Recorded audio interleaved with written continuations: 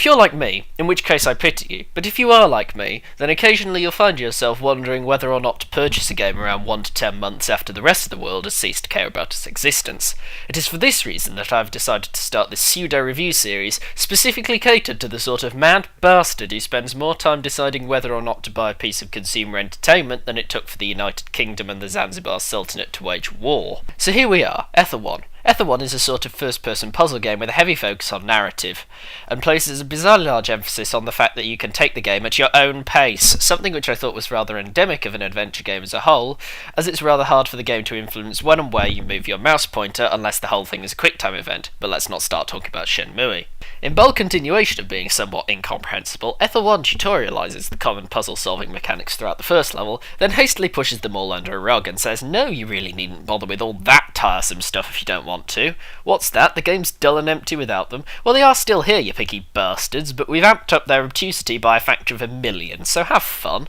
At which point the game proceeds to hide under a rug, laughing with glee as you traipse back and forth looking for the item that can be used to continue the puzzle you're trying to solve, only to find that it's in an area of the game you're not currently allowed to access, leading to much gnashing of teeth and saying of mean words. However, as the store page says when it's not busy emphasising the fact that the game goes at your pace, the main focus of the game is the narrative, which the player progresses through by collecting ribbons tied to the end of poles scattered around the Cornish village that is the setting of the game. Rather unhelpfully, the narrative is unironically quite interesting, being about a company that uses something that is most definitely not the Animus, a la Assassin's Creed, to explore the memories of patients suffering from dementia,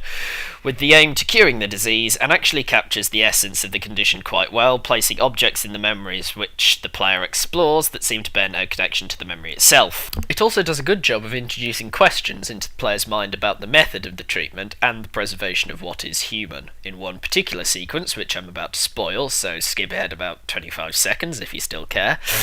wherein the player uses some sort of lantern doohickey that can repair things to repair some evil crystal things which the physician working with the player, who is present only in audio form, is very insistent are the root of the problem, but which are each labelled with tooltips of major life events, leaving the player wondering whether what they're doing is restoring the patient's mind or simply destroying it until they can function in public once more. But after that particularly long paragraph of praise, the game decides it's done enough now and sits down in a corner, content to let the player carry on traipsing back and forth at their own pace, with no sign of story whatsoever, for long and excruciating periods. And now do we get to the crux of the issue. Excellent story, but fairly mediocre, bordering on terrible gameplay. This is a true adventure game. And it is, and it's nothing more than that, whatever it might try to say, and in some ways it's considerably less. The fact that the game has tried to make itself accessible to anyone by separating the story progression and puzzles may seem admirable, but the most interesting and revealing bits of dialogue arise as a result of solving the puzzles, but the fact that they have been separated seems to have worried the developers, who have constructed them to levels of sheer bloody-minded incoherency that they could only be said to have been put in as a challenge for the real adventure game enthusiast,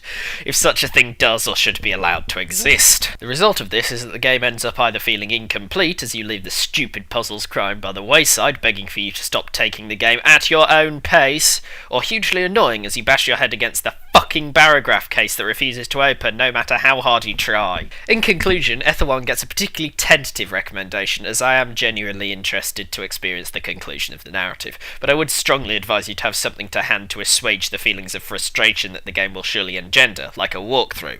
or a stiff drink. P.S. Since time of writing, I have finished the game, which was a mistake, as the story ends by disregarding the rest of the game, making me fairly certain that the original ending corrupted 3 days before release, and that only the janitor was available to fix it.